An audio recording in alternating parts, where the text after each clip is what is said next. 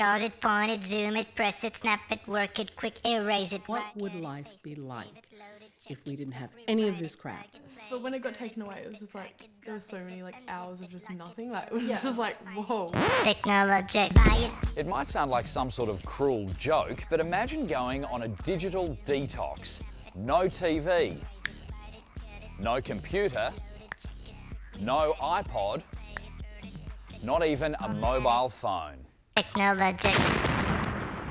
The prospect was as daunting to me as it was to them. Not for a few days or even weeks, but 6 whole months. It's an idea that's been simmering on the back burner for a really, really long time. And we were just kind of a bit in shock. Like, it I was a didn't pretty believe her when she first said it. Yeah, I thought she was Yeah. joking. Like most teenagers, 19-year-old Anna, 17-year-old Bill and 15-year-old Sussy were obsessed with screens.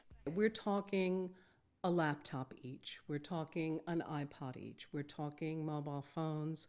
We're talking the television constantly in the background. We would talk to each other on the computer sometimes. Yeah, we used to talk to in each the other on same Facebook room. when we were a metre In the same away room, from when each she other. wants to tell me something that she want mum to hear, she'd be like, hey, Facebook chat. Until one day, Mum finally had enough. And there they all were. You know, I saw the familiar sight, which is the back of 3 heads.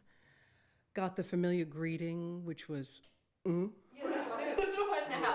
Mum is writer and social commentator Susan Maushart. If you're never bored, if you actually never experience a lack of stimulation, how are you ever going to be creative, think of something new, you know, advance yourself, maybe even advance the world?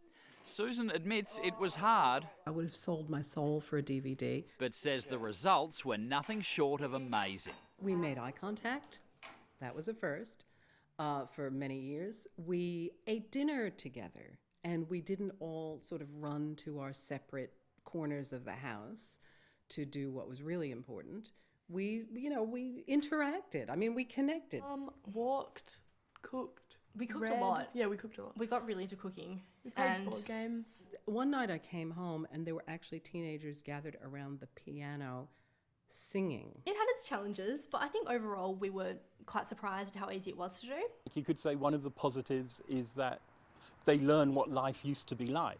Cultural Studies Professor John Stratton says it's an interesting experiment, but switching off technology could have pitfalls.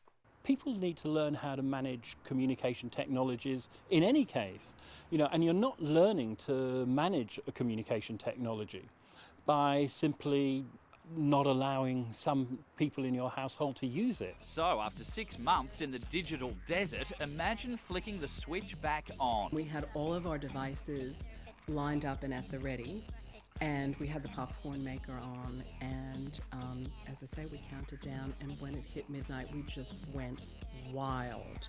Susan Maushart has turned her family's experience into a book, The Winter of Our Disconnect. For taking part, the kids will get a share of the profits. I wouldn't have minded at all if we kept doing it for longer. Like, it was definitely annoying at times. Yeah. It was definitely And like you go- inconvenient for schoolwork sometimes. Yeah. But surprisingly not as much as we thought it would be. I don't like to be immodest, but it was probably the best idea I ever had. If you don't stand back and take stock and impose some boundaries, you will probably disappear down the vortex, just like we did. Technology.